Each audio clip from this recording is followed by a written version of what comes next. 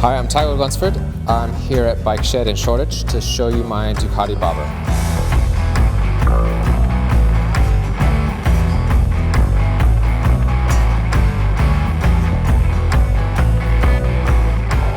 So I'm originally from the States. I moved to Scotland from Brooklyn about 3.5 years ago, and I opened a shop called North Motorcycle. A company called Smokehead Whiskey said, "Can you make us a cool bike?" And I said, yes. So they gave me free rein on design, and it seemed appropriate for me to use a Ducati engine. That's really where all my experience lies. I started working on Ducatis about a little over 15 years ago. I worked for dealers, and then I opened my own independent shop and have moved to another country. I really wanted to change the whole platform of a bike, super simple build, just sort of remold the shape of what you typically see Ducatis. So I've been inspired by vintage bikes, bobbers from the 70s. I wanted modern performance with a vintage appeal, and this is what I came up with. So let me go through some of the details with you. All right, from front to back, I used 19-inch rims laced to Ducati Sport Classic hubs. I wanted to use flat track tires. It gives it a narrow look, but also sort of meaty at the same time. I like that narrow vintage appeal. I needed to use Ducati Multistrada suspension because I needed that length to keep the front wheel from hitting the bottom of the triple clamps. I needed that clearance. So the triples and forks are from a Ducati Multistrada 1000S. The headlight is a Y-Pack. It's an old fog lamp from the 70s.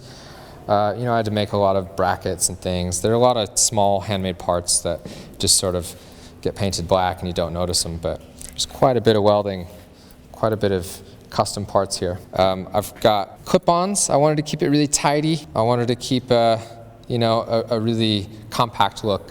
This is my take on a Coffin Tank, something you might see from the 70s. I gave it this ridge down the middle. I felt like it gave the whole bike a lot of symmetry and a very inviting look. When you stand behind it, you just sort of want to get on it.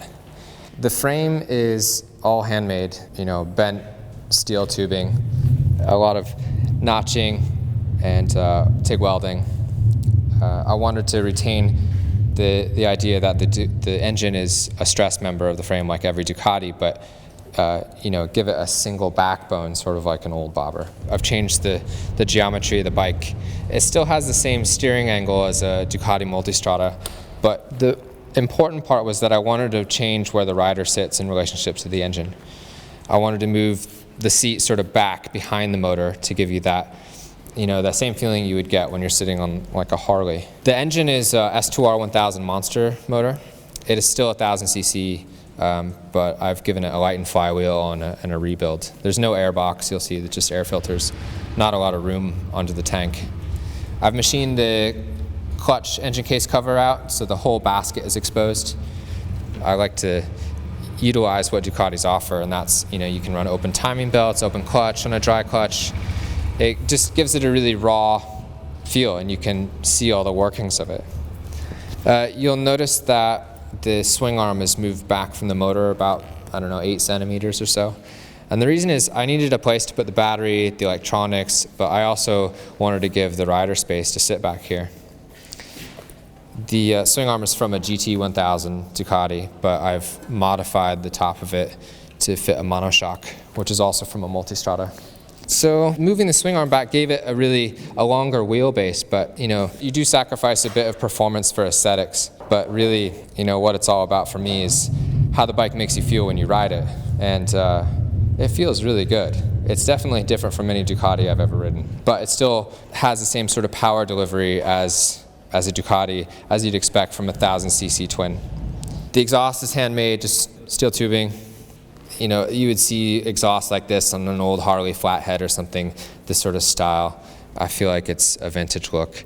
I've used a Multistrada factory foot controls with the rider sitting where they do. It gives you kind of a mid-control feel, not forward control, not rear sets. It's not too aggressive. I wanted to keep it really comfortable. This is the preload adjuster for the rear shock. And over here I have the fuel pressure regulator. There's not really a lot of room under the tank or in the tank, so I had to run an external fuel pump and fuel pressure regulator. It's just cool. You don't need any tools to see if you have a fuel pressure problem. And it just seemed to make a nice feature. So I think I could take it outside and fire it up.